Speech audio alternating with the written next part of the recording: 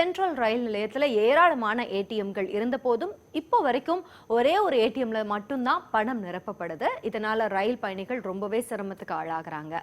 இது குறித்த ஒரு செய்தி தொகுப்பு. 500 மற்றும் 1000 ரூபாய் நோட்டுகள் செல்லாது என்ற அறிவிப்பு வந்து 10 தினங்களுக்கு மேல் ஆகிவிட்டது. இன்னமும் பணப்புழக்கம் இயல்பு நிலைக்கு வரவில்லை. இந்நிலையில் நாளொன்றுக்கு பல்லாயிரக்கணக்கான பயணிகள் வந்து செல்லும் சென்ட்ரல் ரயில் நிலையத்தில் ஒரே ஒரு ஏடிஎம் மட்டுமே செயல்படுகிறது. இதனால் அங்கு வரும் பயணிகள் பெரும் சிரமத்திற்கு ஆளாகின்றனர்.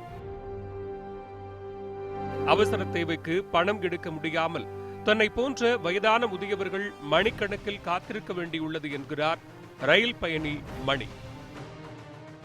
சென்ட்ரல் நிலையத்தில் 13 ஏடிஎம் இருக்குது. ஆனால் எந்த ஏடிஎம் சரியாக ஒர்க் ஆகல.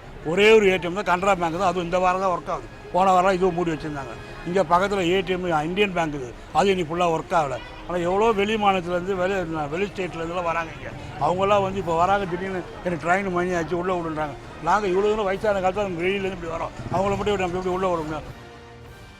ஏடிஎம்களில் 2000 ரூபாய் நோட்டுகள் மட்டுமே வருவதால் அதனை மாற்றுவது பெரும்பாடாகி விட்டதாக கூறுகிறார் சாருமதி. காலேஜ் போகலாம் ரொம்ப லேட் ஆகுது. இந்த ஒரு மிஷினில் மட்டும்தான் போட்டிருக்காங்க, வேறு எங்கேயுமே போடலை. இவ்வளோ பேர் வந்து போகிற இடம் டிக்கெட் கவுண்டர்லேயும் மாற்றுறது இல்லை, எங்கேயுமே தரதில்லை. இங்கே ஒரு ஏடிஎம் மட்டும்தான் இருக்குது. ரொம்ப கஷ்டமாக இருக்குது. இங்கே நாங்கள் அன்றாட செலவுக்கு கூட பணம் எடுக்க முடியாமல் தவிப்பதாக கூறும் ஆதி, ரயில் நிலையத்தில் கூட பணம் நிரப்பாதது பயணிகளுக்கு பெரும் பாதிப்பாக உள்ளது என்கிறார். ஒரு சீசன் எடுக்க முடியல, ஒரு பாஸ் எடுக்க முடியல. வந்து இந்த லைனில் நின்றுட்டு டெய்லியும் பார்த்தீங்கன்னா நாங்கள் வீட்டுக்கு போகிற டைமுக்கு ட்ரெயினை பிடிக்க முடியல. ட்ரெயினை விட்டு நாங்கள் 2 ட்ரெயின் 3 ட்ரெயின் கழிச்சு தான் போகிறோம். திருப்பி நாளைக்கு வந்தாலும் இதே நிலைமை தான் ஏற்படுது.